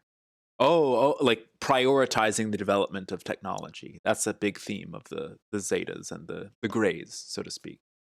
And so the planet suffered. The relationship with the planet suffered. And they had to live underground for a while, and they evolved and mutated in different ways. And essentially, a lot of their bodies became very like integrated with technology. That's why a lot of people are like, oh, Greys aren't aliens, they're little robots, or Greys aren't aliens, they're little clones, or, it's all sort of part of this narrative where there is a great, a need to, we must, in order to survive, we must change our bodies and in these ways. Very linear thinking. We must keep progressing so hardcore with this path that we're on, which in their case was like a progression of technology over all other themes like spirituality, connection with nature, things like that. And again, unconditional love, it's valid. It happened, so it has to be valid. I can't sit here and put a value judgment on the themes of the past of Zeta Reticuli.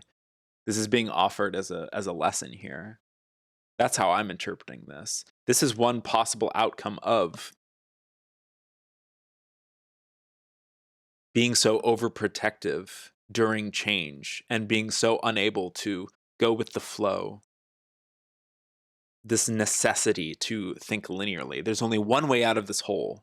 There's only one way forward. There's only one way to fight this. There's only one answer. Or there's only one path, so to speak. That's interesting. I'd like to read this because I feel like I'm sort of harping on this a lot. And Beyond Wisdom is an incredibly vast, difficult, and simple card. It is the initial spark that created separation from oneness. It's that instinct to exist. Why is there something rather than nothing? Why are, if you can think of source as a sphere, like a perfectly smooth metallic sphere, and then suddenly it cracks into a disco ball. So you have all of these separate perspectives. That's what I think of when I that initial journey of light through a prism, where it's one and then it splits. That's Beyond Wisdom. Why is there something rather than nothing? Why is there difference when we're all one? These like deep existential paradoxes beyond wisdom.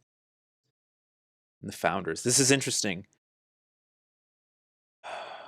because the founders can also refer to the mantis beings who were hired, in a sense, to oversee the hybridization program. The hybridization program being a solution of the Zetas in order to reconnect with sensitivity, reconnect with emotions, spirituality, to save themselves from becoming completely lost. Not just lost in the sense of extinction, but lost in the sense of like losing the self, losing the connection.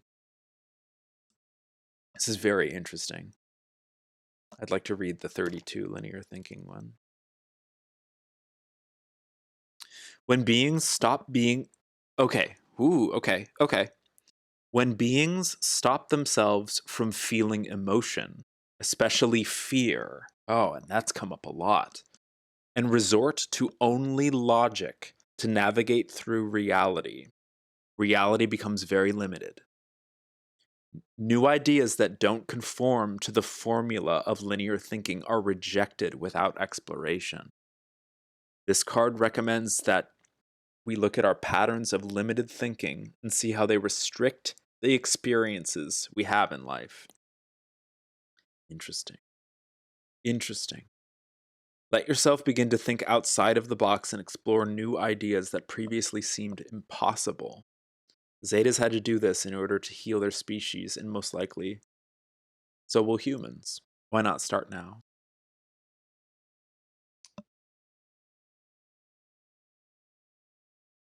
Thinking outside the box.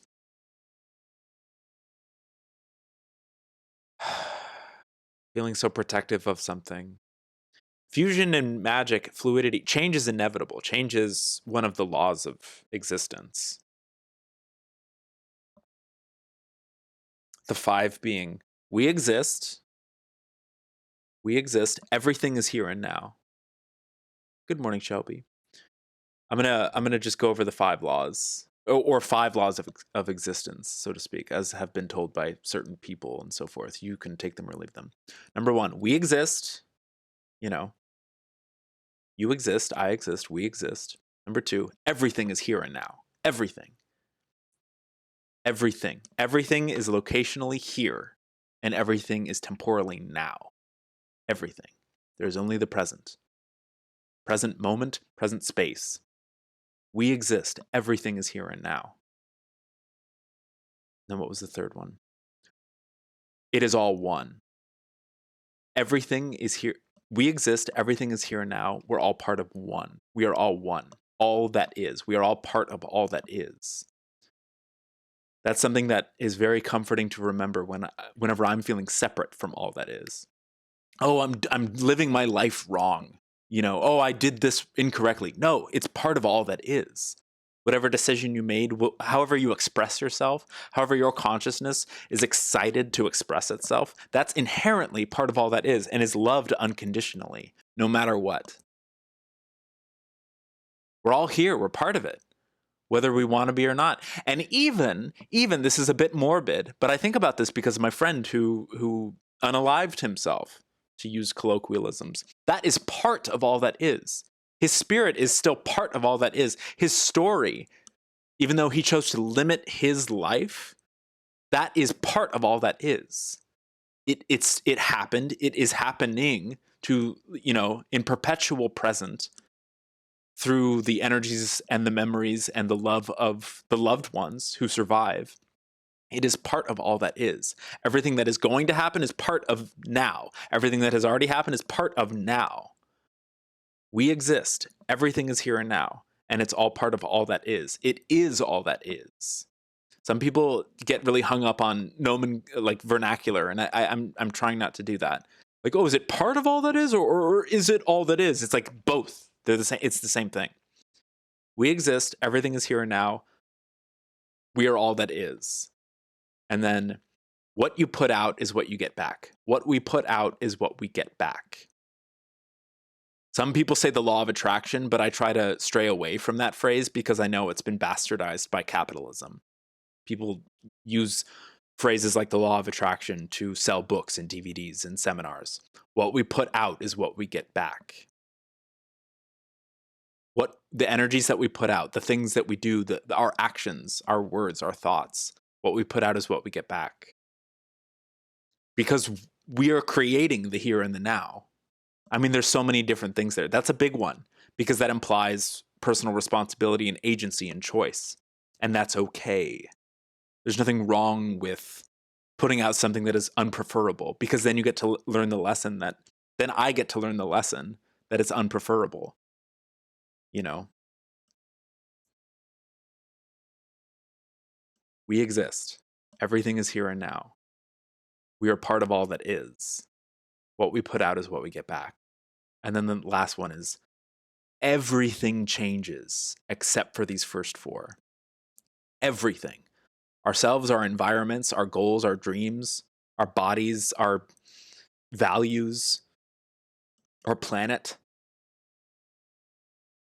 Everything changes except for these first four laws. Change is inherent. The only constant is change. Exactly. That's a great way to word this fifth one. Something that I very recently came to terms with was that metaphor that we're puzzle pieces of each other. When I was driving to a dog sitting gig like a couple months ago, and I shared this with my queer therapy group, because I was so just inherently in the definition of the word queer, being othering oneself, etc., feeling othered, feeling marginalized, etc., different, weird, off, odd, whatever. It is inherent. Like every single person or thing or being or whatever, but I'm focusing on people right now, is a puzzle piece in all that is. So the ways that I uniquely fit in the world are purposeful and beautiful. And I can change the way that I fit in the world, but that's still part of the puzzle piece. It doesn't need to be rigid, like an actual physical puzzle piece. But it fits. Everything fits. And that makes sense. What we put out is what we get back. It's like an interlocking law of energy. Like a yin yang or a I'm trying to think of like metaphors, I guess. But yeah, like it makes me think of like the way that when like a key in a lock, basically, or those things like a trailer hitch or something. that's what came to mind. Like cars on a train. Oh boy. And I just really wanted to like meditate on those for a second. It's great to see you, Monster. I really wanted to just meditate on those 5 points for a second. I've been very attracted to the number 5 recently a lot. I think throughout my life, I'm attracted to different numbers for different reasons. I'm finally opening back up to 7 because of chakras and a bunch of other stuff. It's cool that unconditional love is the 7th card. 5, I've been very interested in. 3 holds a lot of meaning. All of them do. 2, 4, they all do. There are so many different ways to interpret everything, and I don't want to go off on that tangent right now. But let me just reread Beyond Wisdom, even though I've reread it 1,000 times. Beyond Wisdom is like it's just such a deep, crazy card. The founders represent the abiding awareness. The abiding awareness. The one consciousness.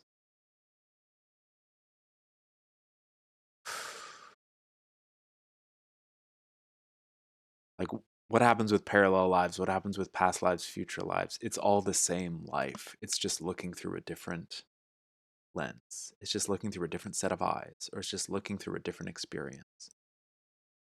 It's all the same life. It's all the same consciousness.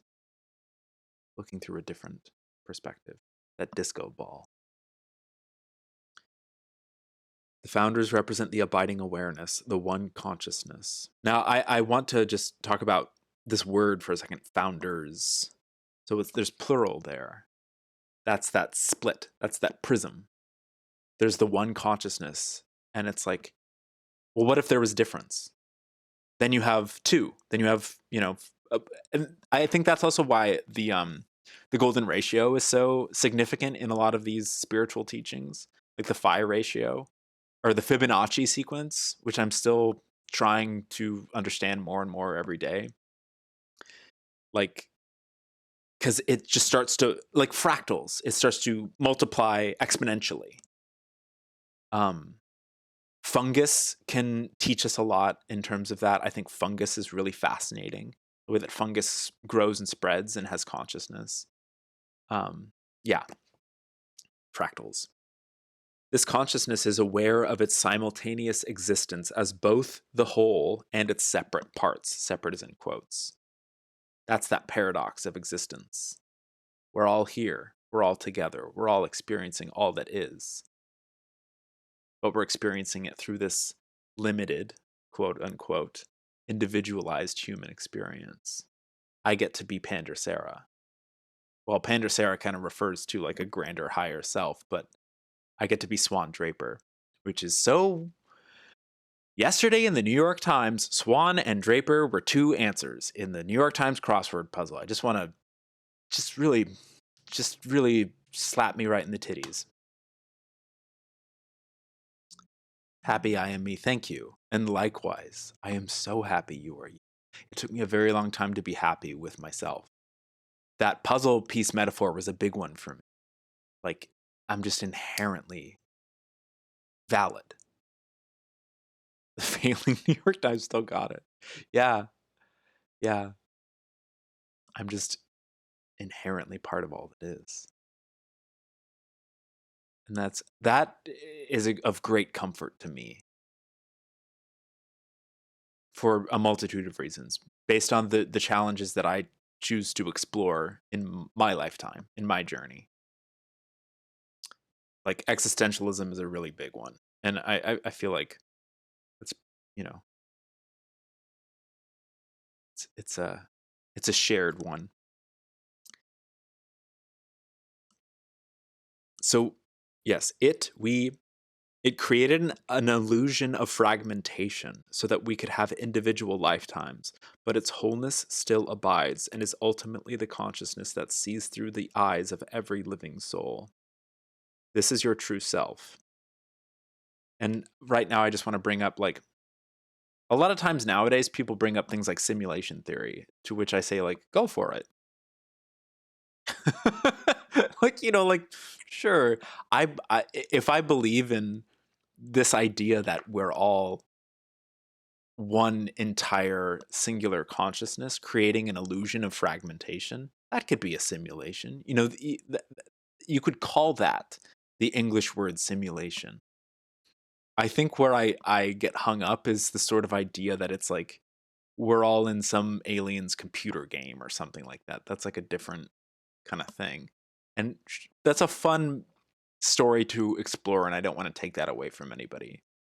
But my whole thing with, like, it feels like flawed logic. Yeah. Oh, not flawed logic. It feels like flawed logic because the rules are the same. Like, that's my whole thing. People are like, what if all this is a simulation? I'm like, well, what would that change? Like, I'm glad, like, it's almost like a stepping stone. Like, what if we're in the Matrix? It's like, we are. What are you going to do about it? I'm working on what I'm going to do about it with my own sense of agency and purpose and following my excitement with what I'd like to do with my time in the Matrix. What would you like to do? Like, and for some people, that can be their passion, is exposing the Matrix to other people. But it's just sort of a dead end for me. It's like, well, great. You've explored the idea that we live in a simulation. Now what? What would you like to do with that revelation? Like, there's that documentary that was made about it. And I think it's interesting because it kind of like plays with themes of virtual reality and things like that. But yes, ultimately for me, it's like this dead end where it's like, okay, cool. Now you've gone around that cul-de-sac. Do you know that there's an entire, like, mountain range that encompasses this cul-de-sac? Do you know that there's like an entire city that surrounds this cul-de-sac? Like, and like a planet that houses and nurtures this city and this mountain range and this cul-de-sac. Like it's yes. Like why not? Why not? Yeah. Are you gonna step out of the Matrix, buddy? Yeah. I've been really meaning to rewatch Resurrections recently. I've been like craving rewatching Matrix Resurrections. I love the first Matrix. I think it's like an infinitely rewatchable film because every time I've rewatched it, I've gotten a little bit different out of it because I've been a different person. I've like been at a different stage of my life and had a different understanding of what the self is with consciousness and so forth. And I have like a little bit of a new. I just think it's a really nice text that we've all grown up with. It's cool. It's very now it's very turn of the century, very like awakening to this understanding of like we're individuals that are singular. For some reason right now I want to talk about AI, but that's a whole other tangent. I guess long story short, I don't think there's yeah, like we can talk about that another time. Yeah, you liked so did I. So did I. That's the one that I really want to rewatch because I only saw it once when it was in theaters and I loved it. I was like, "Oh, that's exactly what I needed from it." Like that's perfect. For like that's exactly what I needed from a fourth Matrix film. Like and to be released in that time period and so forth. Very powerful. Yeah, because this card points directly to, because this card points to your true nature and I added in directly. Because I think all of these point to our true nature. These are all aspects. All 108 of the cards are aspects of our true nature, you know. But this one just directly reminds me, directly reminds you, like us. It's like you're one. You are one. You are the one and therefore you are one. I was so happy with the fourth one that spoilers, but it's like it finally is like, yes, we are all the one. I'm like, yes, that was the last thing I needed from the Matrix. And they could go on and make other ones and stuff, but I'm very, very happy with how the ending of the fourth one, where it wasn't just, oh, okay, so we have Neo, this messianic figure. He is the one, and we all have to look to him, much like what people do with messiahs and Christ figures on our planet. And this gets very dicey, so I'm not going to spend too much time on this, but the majority of those teachings were, you are all as I am, and it is done unto you as you believe, and just, I may be the way, but you are also participants in this. Like, everyone has the capacity to be the one. Everyone is the one. Like, are you going to believe it about yourself? And that's what I love about the first movie. The only reason Morpheus is not the one, because he interpreted the Oracle's words to be, oh, I'm supposed to find the one. He could have found the one within himself. He could have found the one in the mirror. He took that as, oh, because that's what he resonated with. That's the title that he was excited by. Oh, I'm gonna be the one who finds the one. That's exciting to Morpheus.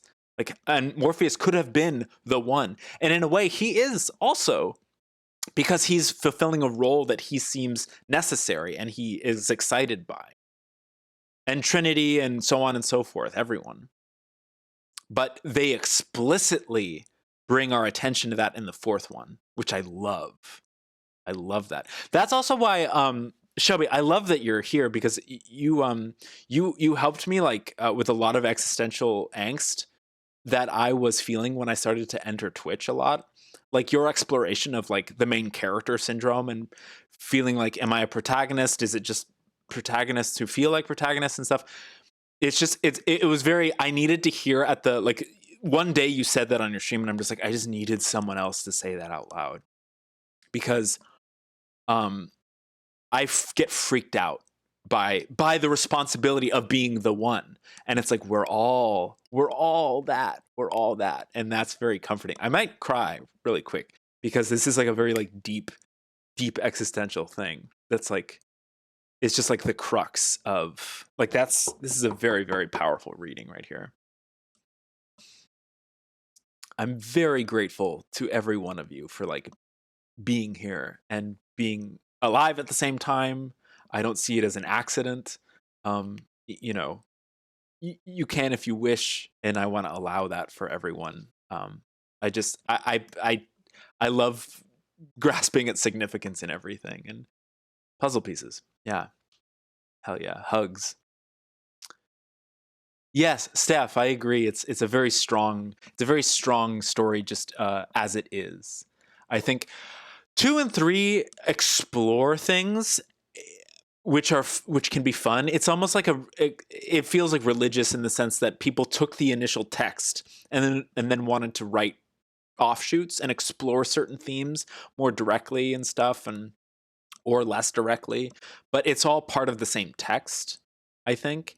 And that's also why I really like yes, same Shelby. They just they you can also tell the human it's beholden to, oh, I want to explore um the technological advances of CGI and what can we play with this, and it didn't hit as directly, I think, as the first one, and the fourth one hits really directly too for me. The Animatrix is fantastic. Yeah, the Animatrix is like now other people get to be the one. It's not just the Wachowskis that get to tell the story. It's all of these beautiful artists and animators who get to also contribute to these very universal themes, extremely universal metaphysical themes. Because after all, beyond wisdom, it's not just one person who gets to tell that story. And I tried really hard to express that in the 6th episode of Star Pals. Like, it's not just the main character's story. It's everyone's story. Yeah. You know what's fun also? The word anima, but spelled Anima. That is the expression, sort of in metaphysical circles of like, what is it? Like the male expressing itself as female. And then there's animus, which is the flip of that. The female expressing itself as male, which just is fun to think about in terms of like queer themes and trans themes and stuff. You saw a sign for something called Star Pals in the Carl's Jr. drive-through. Yes, that's the only other thing I think in our reality where there's a famous like thing called Star Pals. It's like something you can sign up for.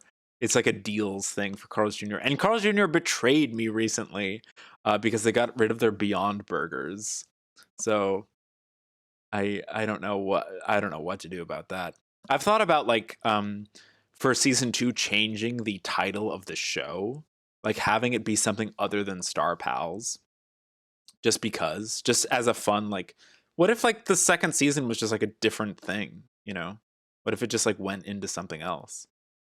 And it still had some of the same characters and stuff, and obviously the same themes, but it's like, what if I don't know? Yeah, almost sent me a picture. That's cute. You like 2 and most of 3 when you saw it in theaters as a kid, but you like the ending of 3 and still don't like it, to be honest. For sure, for sure. That's why I liked 4 so much. I feel like 4 fixed a lot of the issues I had with 3. Um, it's very epic though. Very Orion energy. 2 and 3, very Orion energy. It's like, oh, we have this this underground, this Zion that we must protect from the great oppressive machines and the agents. And so there has to be this like rebellion, this revolution. It's even called Matrix Revolutions. Which is fun because revolutions can also mean like, a cycle, which is fun to think about metaphysically.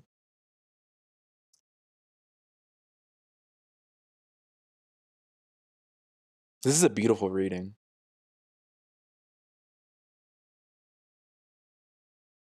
My mom's watching Instagram Reels really loud on her phone. That's cute. Yeah, I've been really meaning to rewatch it. I almost watched it when I was dog sitting, and then I had to do something else, and then I almost watched it the other night, and then I had to do something else. And there will come a time this week, I feel like, when I'll just sit down and like watch the whole thing again. I saw Furiosa yesterday, and I really enjoyed it. It's cool. It's a cool movie.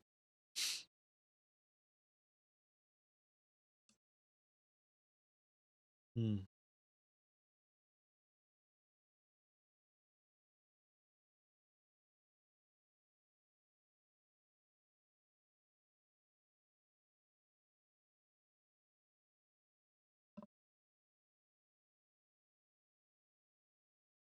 Oh, and belated happy birthday to R2 Shelby too. Animatrix is a super important piece of art for my understanding of the universe. One of your favorite works of art ever. That's awesome. That's generally why I've been thinking a lot about my letterboxed top four and like what makes like a favorite movie for me. And it's always something that like makes me think about these sorts of things. Like those are always the themes that I liked exploring as a kid. And like I really enjoyed postmodernism, and I enjoy like I loved in like Looney Tunes is such a beautiful example. Like a lot of cartoons were able to break the fourth wall in a way that was fun and not horrifying existentially. Of course, every now and then there's like a horrifying breaking of the fourth wall. There's that one like there's a couple of Looney Tunes shorts that do it, and there's that one episode of SpongeBob that does it. That's like it makes it feel like a nightmare or something, which I've explored through my use of like psychedelics and disassociation, dissociatives and stuff.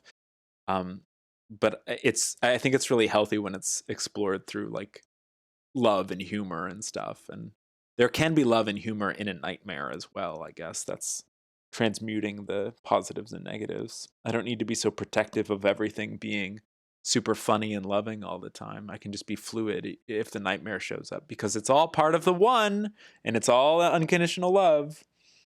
Um, even though sometimes I get caught up in my own linear thinking. So, how about that? You watched Hundreds of Beavers today, instantly became an all timer for me. I loved that movie. I loved that. It was a little long, but that's just because I was tired when I saw it. But I did purchase it on Apple TV, so I will be watching it again, and I'm sure I'll enjoy it even more on the second time. There were so many things about it that were like this just belly laugh where I was like, "Whoa, that is such a good laugh." And so creative. I think if I watch it again, I won't mind its length as much. Because it's so fast and so cartoony that it almost lends itself to being like 12 minutes long. You know, it's hard to digest 2 hours of that rhythm and pacing and style. But now that I've seen it once, I think I'll enjoy it a lot on second. And I enjoyed it a lot on the first watch. I was just sort of like getting sleepy by the end of it and like needed to almost watch it in breaks. I'm always having an existential crisis over my letterbox top four. Yeah, yeah. I rewatched Inland Empire while I was dog sitting, and that was like, okay, we have to put this in the top four because I had been searching for something that would express my love of David Lynch and his dreams and surrealism, and the way that he expresses himself creatively. So I rewatched Inland Empire for that's the second time I've ever seen it. And I was just by the end of it, I was just like, this is it. This is it. Like, oh my God, this is expressing everything that I was looking for about because I wanted to put Twin Peaks season 3 in my letterbox top four, but I'm like, I really would prefer it to be a feature. I'd really prefer it to be like a movie. Even though Twin Peaks season 3 to me feels like an 18-hour movie, and I think it's like beautiful and perfect.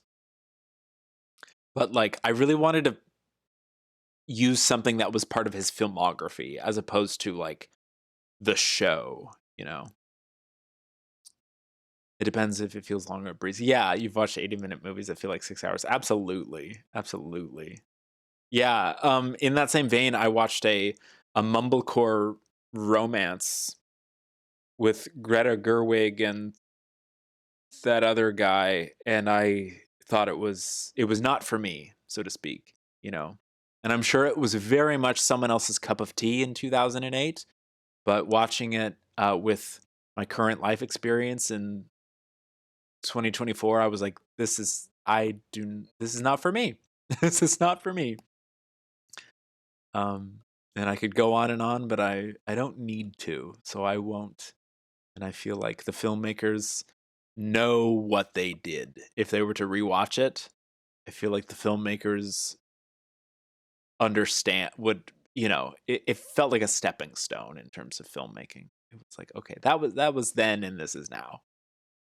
And it's nice that it exists, but it's not for me at this present moment. Yonk refers to our outings as episodes. That's so cute. Like when we went out to dinner with your dad, it was the Din Tai Fung episode. That's so cute. What's Din Tai Fung? Yeah, 3 hour movies feel like an hour. I know. Like Furiosa, I was like, just Fear and Dune. The only issue is that I had to pee. But I would love for those to go on for as long as possible.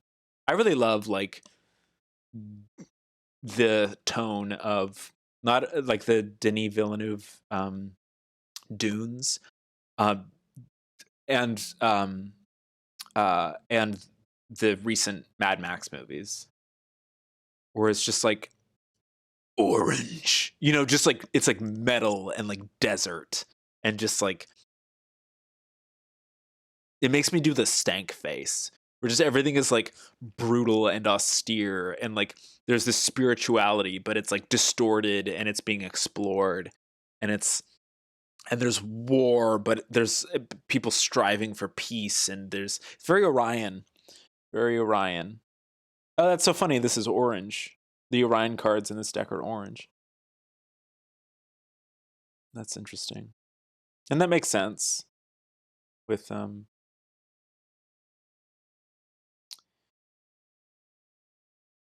yeah, certain things were brought to my attention through like some lecture about flags and colors that come up a lot when deep polarity is being expressed, and often it's reds and whites and blacks, and you can see that in like the regalia of several um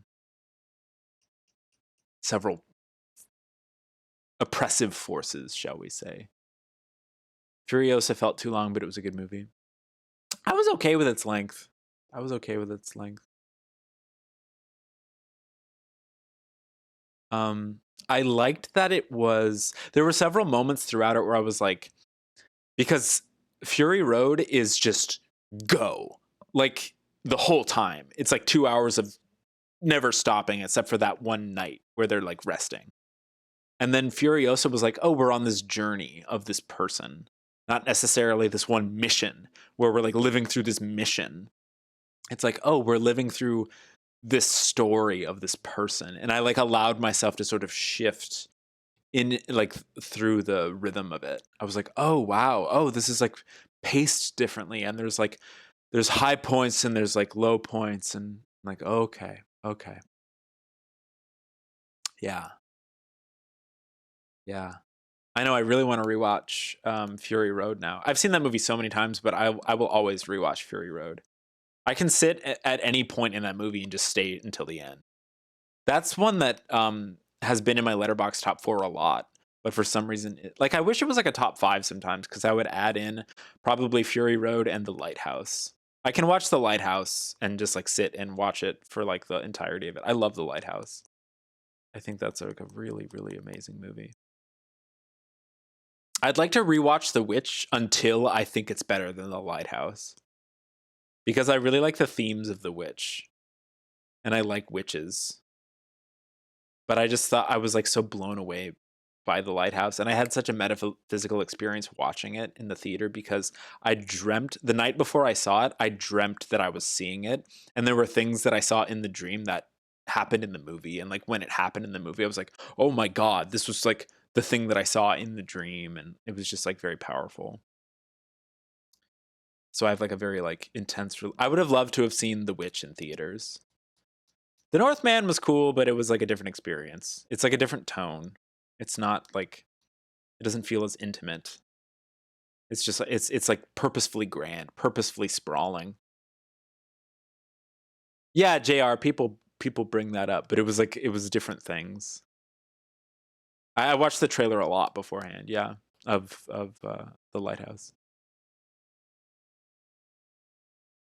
Um Also, hi JR, it's good to see you. Fury Road is just one of the most engrossing movies ever made. Yeah. Yeah. It was also, yeah, like I yeah, I don't know.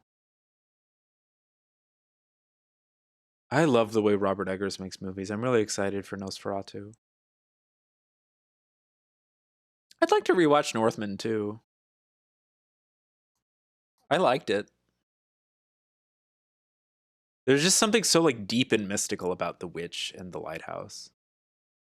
Like I remember, like I watched The Witch on a laptop and I just sat the entire time and the first line, like what went we out into the woods to find or whatever, just like that first line, I'm just like sunken in, like oh, okay, here we go, and it was just like nonstop, like yes.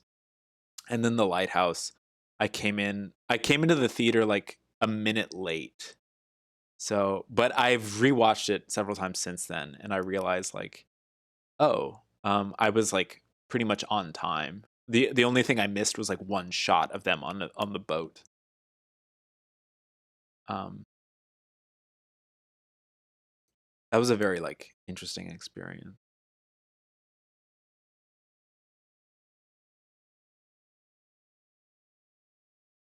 God, I love the sound in that movie.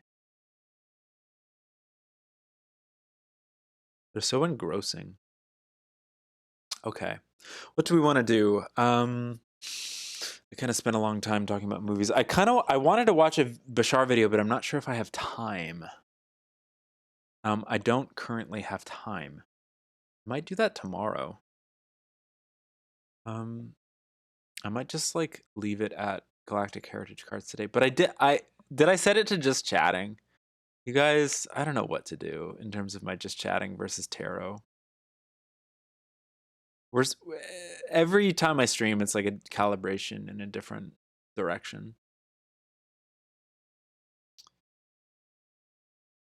Tarot people want something from me, other people want something else from me. I'm just trying to figure out the best way to represent myself. And it's all part of it.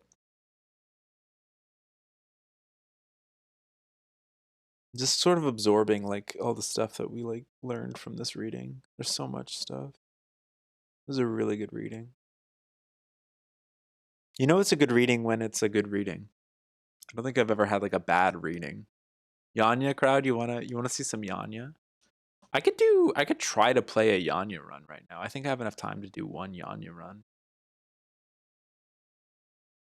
That'd be interesting. I would have to pee though. I also don't know where like the disc is. But we could do that. We could do that. Just for you, monster. That'd be fun actually. That'd be a nice way to like wind down. Here. I'm gonna use the restroom and try to figure some stuff out.